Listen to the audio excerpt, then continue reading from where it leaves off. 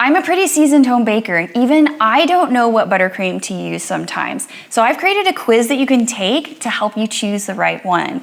I'm gonna cover 8 buttercreams in this video. Because you're on this channel, you know I'm gonna science the heck out of this. I'm gonna cover every detail and get you as close to these frostings without you physically sitting right over there and tasting them with me. We'll cover taste, texture, piping, smoothing, stability. By the end of this video, you will know which frosting is right for you. So frostings can mean many things, from whipped cream to ganaches. So I went ahead and built a relationship tree, kind of like a family tree between siblings, but instead of describing the similarities between people, it's describing them between frostings. And what we're focusing on in this video is what I call emulsion-based frostings, or the true buttercreams. Now, what all these buttercreams have in common is that they have a high proportion, up to 50% of butter, with the other component being a water-based liquid. Now, this component can be meringue, which doesn't seem like it's a liquid, but it does turn into a liquid when we mix it, or say a corn syrup, or a mixture of water-based liquid and fat, such as pastry cream. Now, we mix these two components together to create an emulsion. And simply put, an emulsion is a mixture of ingredients that don't normally want to mix together, such as oil or fat and water. Now, they're able to do this because of a special molecule inside the butter. It's casein, and casein is a type of emulsifier that connects oil and water. That's why we have to use such a high proportion of butter in buttercreams. Now, looking at my relationship tree to choose the right frosting might not be as helpful unless you're familiar with every single detail. So I'm going to rearrange all these buttercreams like this. They look randomly scattered, but let's add some axes. The horizontal, or x-axis, represents texture, moving from dense and creamy on the left to light and fluffy on the right. On the vertical, or y-axis, we have difficulty, moving from quick and easy on the bottom to more advanced and time-consuming recipes toward the top. Now we can get a better idea. Say if I wanted a fast and creamy buttercream, I'd take a look at American Dreamy. If all I wanted was just the lightest and fluffiest one, I'd go for Ermine. However, this only paints a partial picture, but I have my quiz to fill in the gaps. Now, to preface, I will be moving through each of these techniques very quickly, but don't worry, all of my recipes will be written out either on my blog or my calculator. If you're unfamiliar with my calculator, it's a cake calculator I've built for us to use. It allows us to choose the frostings along with the cake flavor to create a custom recipe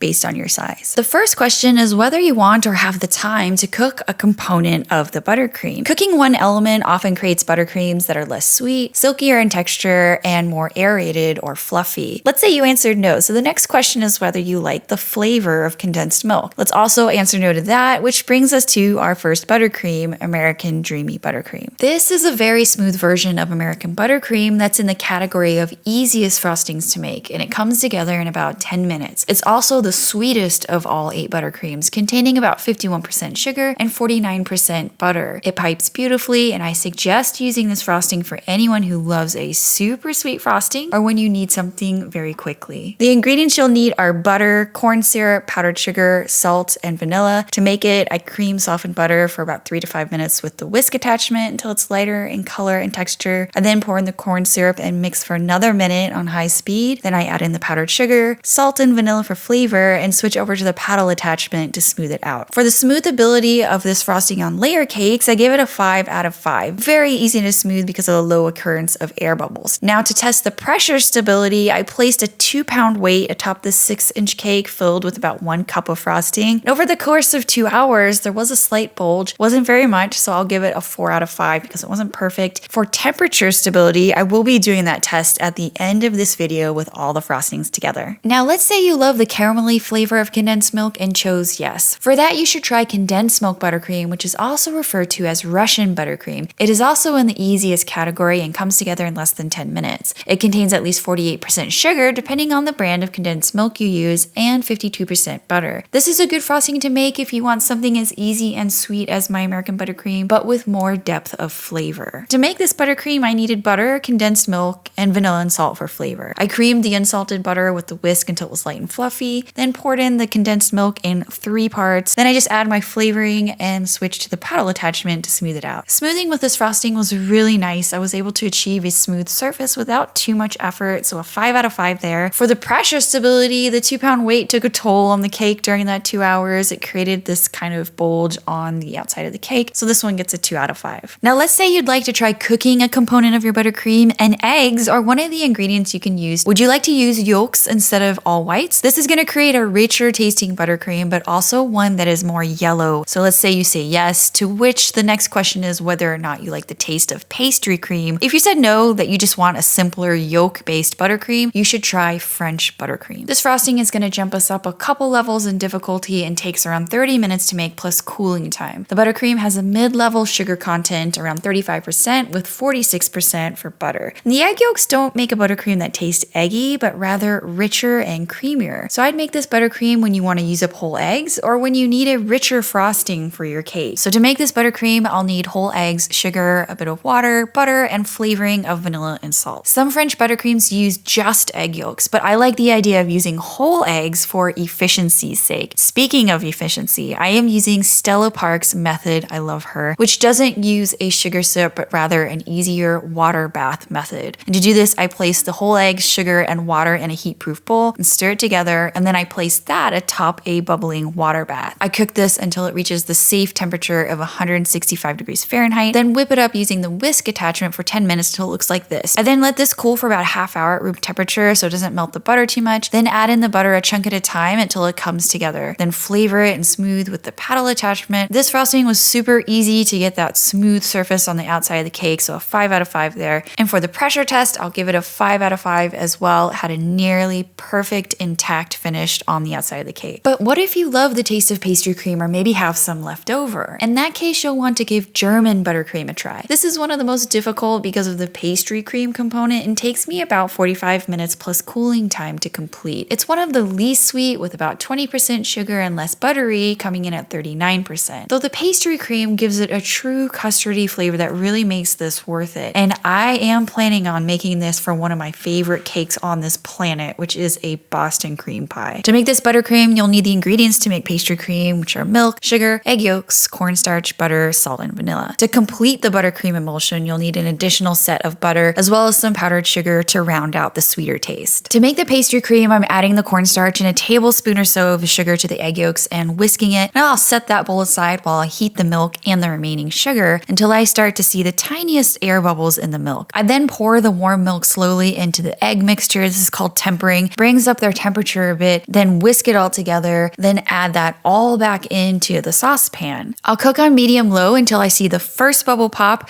then cook an additional minute. Then remove it from the heat and add in the butter along with the vanilla and salt for flavor. Now this has to fully cool before combining it with the butter, so to do that, I'm going to pour this into a quarter sheet pan lined with plastic wrap to prevent a skin from forming. Once it is cool, I'm going to add this to the stand mixer with the whisk attachment, mix on high speed, and then drop in the butter a chunk at a time, and then add the powdered sugar and mix until it's fully combined. And smoothing with this frosting did take a little bit more effort to get smooth, and I think that's because of the flour and the pastry cream, so I'm going to give this one a 3 out of 5. For the pressure stability, I gave it a 4 out of 5 because you can kind of see a little bit of frosting coming out of the middle of the cake. Okay, let's go back to the egg question. Let's say you don't want to use yolks, but you do have the option to use just the whites to add light texture and some stability. Let's just say no to making a meringue for right now. And the next question for you is whether or not you're looking for a cream cheese flavored buttercream. If you don't want eggs or cream cheese, then it's time to try Ermine. So Ermine, or sometimes called cooked flour frosting, is of moderate difficulty and takes around 20 minutes plus cooling time to make. It's the lightest in texture and one of the lighter in sweetness of all the buttercreams here. That's because it has a relatively low butter content at 30% and a lower sugar content at 26%. Because of this, people often compare this frosting to a slightly denser whipped cream, so I'd make this for those who enjoy a lighter frosting on their cakes. The ingredients I'll need for this are butter, milk, flour, sugar, and vanilla and salt for flavor. The first thing I'm going to do is prepare the pudding-like mixture by adding the milk and the flour to a large pan. I'm going to cook this until it starts to thicken, after which I'll pour in all the sugar and whisk until it's all dissolved. And I'm going to pour this all into a quarter sheet pan and let this cool completely. Once that paste is completely cool, I'm going to add the butter to my mixer and whisk until it's super light and fluffy, and then drop in that flour mixture a bit at a time. Then I'll mix it on high speed and switch over to the paddle attachment and flavor with vanilla and salt. And this is one of those frostings where the looks are a little bit deceiving. I wasn't able to get a super smooth surface on the outside of the cake. It had to do with that flour. It kind of creates this gel-like, consistency that was hard to get smooth. smooth. For that, I gave it a 1 out of 5. But the pressure test is really where this frosting came out to play. It was nearly perfect for the entire 2 hours. I actually had to take a break in filming and I left this cake out for 24 hours and it was perfect the next day as well. So 5 out of 5. Now, what if you want a cream cheese flavored buttercream that's good for layer cakes? For that, you'll want to try my butter cream cheese frosting. This is what I call my decorator's cream cheese frosting, as it has a relatively lower sweetness at 22% and a butter content around 49. The technique is one of the most difficult, but it produces an ethereal light cream cheese frosting that's perfect for large layer cakes. The ingredients I'll need for this one is butter, milk powder, water, full fat cream cheese, sugar, egg white powder, and lemon for flavoring. The first thing I'm going to do is cut my butter into chunks and store that in the fridge for now. I'll then make a paste out of the milk powder and water and set that aside. To my mixing bowl, I'll add the cream cheese and white granulated sugar and mix on high speed for about 5 minutes. I'll then transfer that bowl to atop a water bath and cook the cream cheese until it's about 180 degrees Fahrenheit. Then I'll add in the milk paste along with the egg white powder and mix until it looks like a thick, pale yellow syrup. I'll then drop in my cold chunks of butter and mix on high speed until it comes together. I'll switch to the paddle attachment and smooth it out a bit and add a bit of lemon to enhance that tanginess. Now, this frosting gives a super smooth finish on the outside of layer cakes, so it gets that 5 out of 5. For the pressure test, there was the slightest amount of bulging around the center of the cake, so since it's not perfect, I gave it a 4 out of 5. Now let's move on to the meringue buttercreams. And using just egg whites gives a super bright white buttercream and adds body and stability without heaviness. Between the two meringues on the texture front, Swiss meringue is a little more lighter in texture, and it is the one that is fully cooked because we heat the egg whites over a water bath. Swiss meringue buttercream hits right in the middle in terms of sweetness for all these buttercreams, coming in at 33% with the 47% butter content. The water bath and temperature monitoring give this buttercream a difficult level rating, and it comes together in 30 minutes plus cooling time. It is a first choice for many cake decorators due to its lightness and texture and delicious buttery flavor. To make this buttercream, I'll need egg whites, sugar, cream of tartar, unsalted butter, and vanilla and salt for flavoring. First up is to add the whites, sugar, cream of tartar, and salt to a heat-proof mixing bowl. I mix that together and then add it to the top of a double boiler and cook until it reaches a safe temperature of 165 degrees Fahrenheit. I remove it from the heat and whisk on high speed for about 10 minutes until the meringue is super white and fluffy like this. We have to wait until the meringue has cooled down to room temperature before we add in the butter, about a chunk at a time. At that point, I then switch over to the paddle attachment to smooth everything out and then add in the vanilla for flavor. This frosting is great for smoothing, so that gets an automatic 5 out of 5. For the pressure test, it did slump a little on one side, which is a little surprising to me since I use this frosting all the time. But anyways, that's going to get a 2 out of 5 for that. The last buttercream I'm going to show today is the one you want to choose if you want a meringue, but you don't mind that there's a possibility that the egg whites could be raw. Now, until I can figure out a setup to verify that the egg whites do reach a temperature of 165 degrees Fahrenheit, Italian meringue will always be the meringue that is not fully cooked. It's got a sweetness level around 31% and a butter content of 46. Because of the technique of the timing and the pouring of hot syrup, it has a very difficult rating. The sugar syrup has its perks though. The resulting frosting feels more substantial for piping and smoothing than Swiss, but it's not at all heavy or dense on the palate. For this buttercream, I'll need the meringue component, which is egg whites, sugar, and cream of tartar. And for the syrup, I'll also need sugar and a bit of water. The final buttercream emulsion needs unsalted butter and of course vanilla and salt for flavor. The hardest part of this buttercream is watching two things at once. So to a small saucepan, I'm going to add the larger amount of sugar with the water, have that boiling until it reaches about 246 Fahrenheit. Meanwhile, on my mixer, I'm going to start whipping the egg whites. So I'll add the whites and the cream of tartar, and I'll wait until it starts to look a little bit foamy before adding the sugar, about a teaspoon at a time. I'll let that whisk on high speed until I reach soft peaks, then turn the mixer all the way down to low to keep things moving. I want to do that until the sugar syrup reaches 246, after which I'll slowly pour into the gap between the side of my bowl and the moving whisk. Once all the syrup has been added, I'll turn the mixer onto high speed and whisk until it reaches stiff and glossy peaks. Then I'll wait until the meringue is at room temperature before adding the butter a chunk at a time, mixing on high speed until it comes together. Then goes on the paddle attachment and then vanilla and salt for flavor. Getting smooth sides on my layer cake was fairly easy with this frosting, so that gets a 5 out of 5. For the pressure test, there was a little bit of slouching, so that got a 4 out of 5. So this last set of of tests addresses a question that I often get about frostings, which is how they survive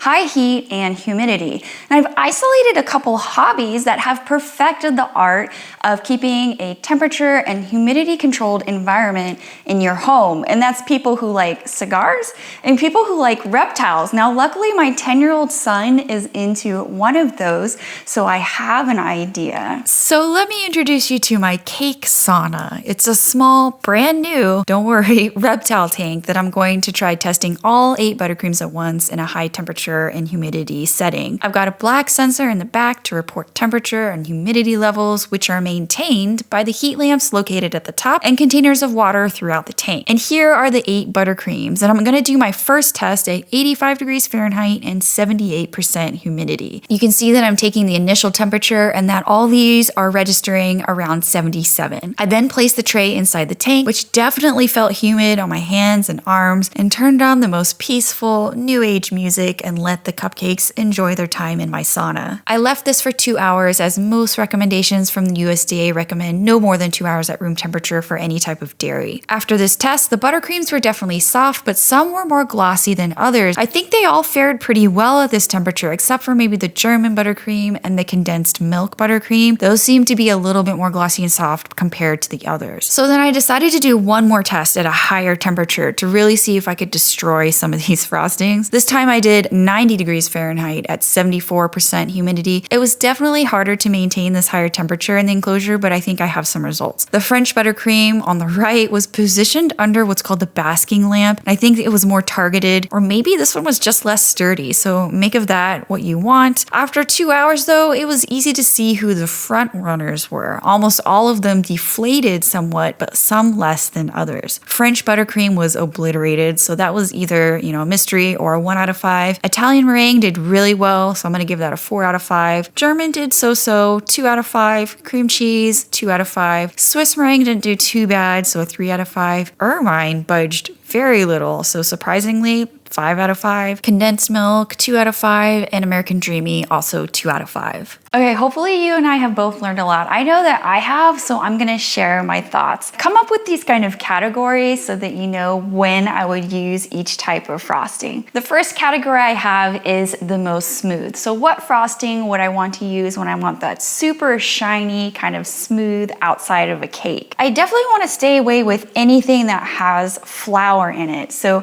German buttercream has cornstarch in the pastry cream. Ermine has that cooked flour paste. What happens is when starch hydrates and gelatinizes, kind of creates this glue. I found that when I was trying to get that smooth outside of the cake, it was almost very stretchy. There were lots of air bubbles. Perhaps that's my technique and I need to work on my frosting and things like that. But for the most part, any of the other buttercreams that were kind of had either a sugar syrup or like cream cheese came out really smooth on the outside. Okay, the second category is stability, and that was a tie between Italian meringue buttercream and Ermine. Now I'm taking into consideration both the pressure test when I put the weight on top of the cake, as well as the time in the high heat and humidity cake sauna. Now, Italian meringue is famous for being truly stable. The way that it works is sugar, when it melts, it creates this super viscous texture. That was probably coating the egg white proteins in the meringue, and that is giving a stable buttercream. The Ermine, I was super surprised about this one. The flour, when it hydrates and you heat it, gelatinizes, it creates this kind of glue, and the glue is kind of coating the inside of the buttercream, kind of holding everything in place, such that when I put it in even the high heat cake sauna, there was very little deflating inside the cake layers. It didn't even budge when I put the weight on top. It could probably withstand even more weight. So these two are the ones that I would use if I needed my frosting to last a little bit longer. Now remember, all of these buttercreams are emulsion based, and now I didn't really get into the science that much in this video, but if you understand the technique as well as troubleshooting tips,